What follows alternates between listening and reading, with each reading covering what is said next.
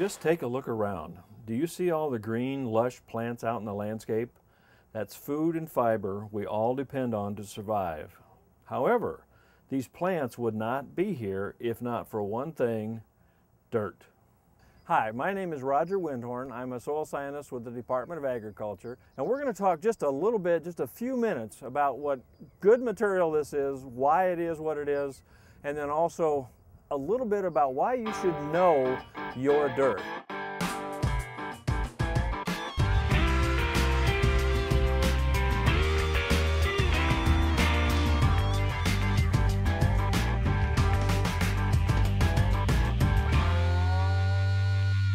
Soil comes in many different colors. We have dark colors, we have light colors, we even have orange colors.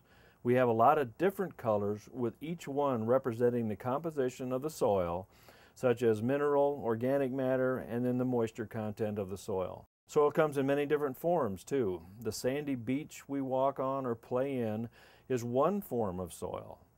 We make pottery, bricks, and other household items from clay, which is another form of soil. And then, of course, we grow our plants that produce our food and fiber in silt, which is still another form of soil. So we have sand, silt, and clay that make up our soil, and it doesn't matter where you live, these are the components that make up all soil. We see the soil every day in our yards, in our parks, in our farm field, but let's take a look and see how much we actually have. So we're going to talk a little bit about soil and water today, and what I want us to do is think of this apple as our planet Earth. Does that work? All right, and I've already cut it into 4 different pieces. So I have 1/4 of an apple and 3/4 of an apple here, right? What do you think this 3/4 of an apple represents? It represents the water on Earth, doesn't it? Yep, so all of this is our water on Earth, and this is all we have for land. So let's think about our land here for a minute, okay? I'm going to cut this in half. Now we have 2 parts. Now this part is going to be the part that's our mountains and our deserts, and we have a lot of land that's covered in ice, don't we?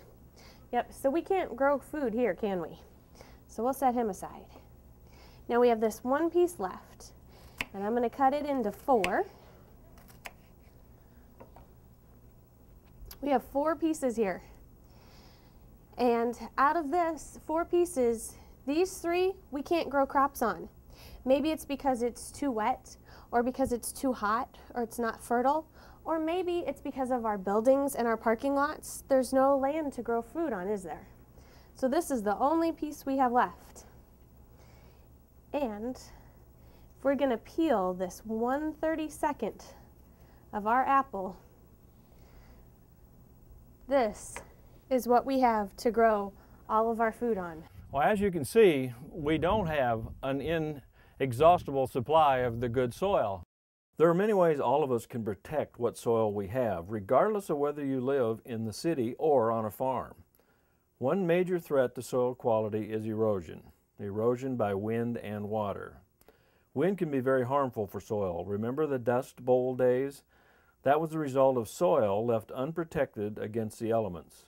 When the ground is dry and the wind blows, you will see the topsoil being picked up and blown away. Not only are we losing good productive soil, but it can also cause air pollution. We all know that water can be very destructive if not contained. A good rainstorm can carry soil off the fields and yards and into our streams and rivers, taking the organic matter and the beneficial soil critters that we depend on with it. It can also clog our waterways, causing floods downstream, and it doesn't have to be a heavy rain to cause this destruction.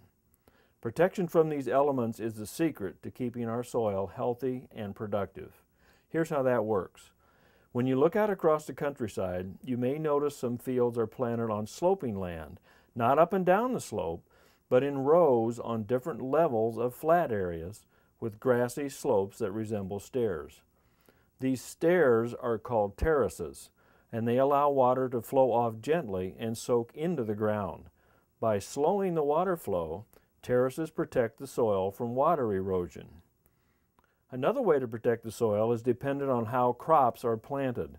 For instance, instead of plowing the fields and exposing the soil to the elements, There is special tillage equipment that is available that barely disturbs the soil. This is called conservation tillage and leaves residue from the previous plant cover to cover the soil. The residue becomes mulch that protects the soil from both the wind and the rain. It also helps maintain moisture and moderate the temperature of the ground. All this is good for growing our food and fiber. In the city, we might consider using these same practices, but at a smaller scale. When we landscape our yards, we want them to be attractive and useful, and we want to protect the soil so the plants will grow. Sometimes we find challenges such as steep slopes. We can use the same principles as on the farm. If there's a hill in the yard where we want to plant a flower or a vegetable garden, consider terracing the area. This will make gardening possible and stop erosion of your property. Terraces can also create a unique look and provide easy access to plants.